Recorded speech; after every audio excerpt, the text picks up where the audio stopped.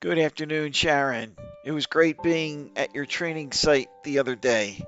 I had a lot of fun, and hopefully, all of you there in attendance are able to get to be more comfortable using Excel. I noticed when we were talking, especially in the afternoon, there were a couple of things that came up that I thought something in Excel would be helpful for you.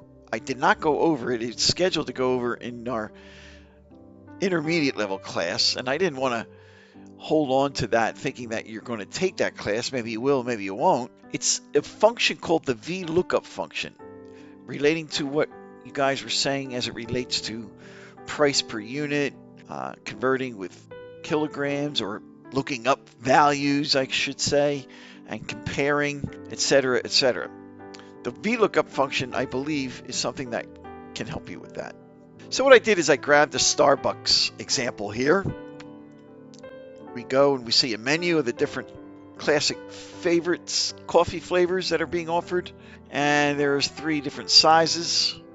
And right here is a function called the VLOOKUP function. By the way, the letter V is for vertical. It will look up this table here in vertical order. And what it'll do is it will look up in this table based on what is typed in this cell here. In this case, I'm interested in the cafe mocha, but I want to know how much it's going to cost for the grande size. Now, granted, this is only 6 items. What if there were 6,000? You or I would not want to create formulas to find that specific item doing it that way. It would take too long, obviously. So this VLOOKUP function does it for us. So as you can see here, the VLOOKUP function has 4 arguments. The other day in class, I was talking about functions. All of them have arguments except 2 of them. The today function and the now function do not have any arguments that are required. But let's talk about VLOOKUP. The first argument says, what is in F14? Well, it's this cell, and that's where I typed in the type of coffee.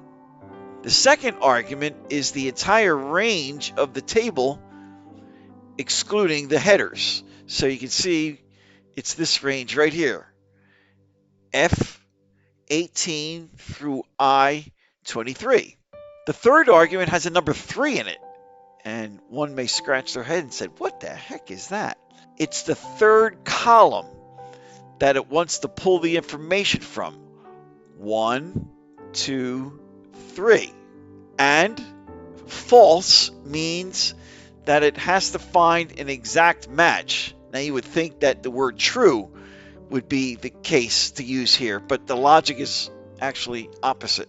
So watch what happens. I'm going to change the spelling of cafe mocha here. Doesn't matter if I misspell it here or here. So I'm going to get rid of one of the F's. And when I press enter, you can see there's no valid answer.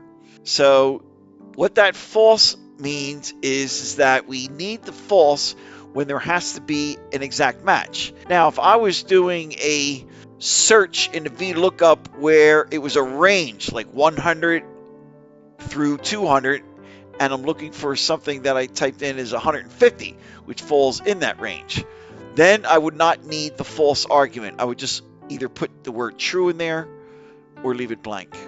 All right, so again, this is the VLOOKUP function. I'm going to make one change just so that you can see how it works.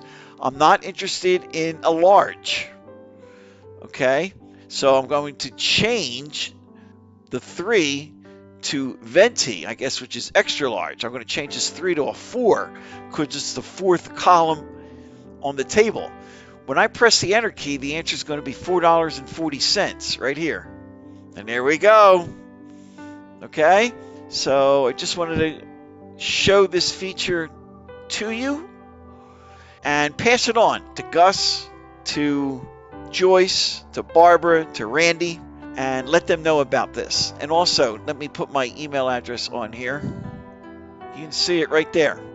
So if you have a question, I'm only an email away, and I usually respond to my business emails within 1 to 2 business days. Unless it's an emergency, I can answer sooner. All right. Thank you, Sharon. Great meeting you. Take care. Bye-bye.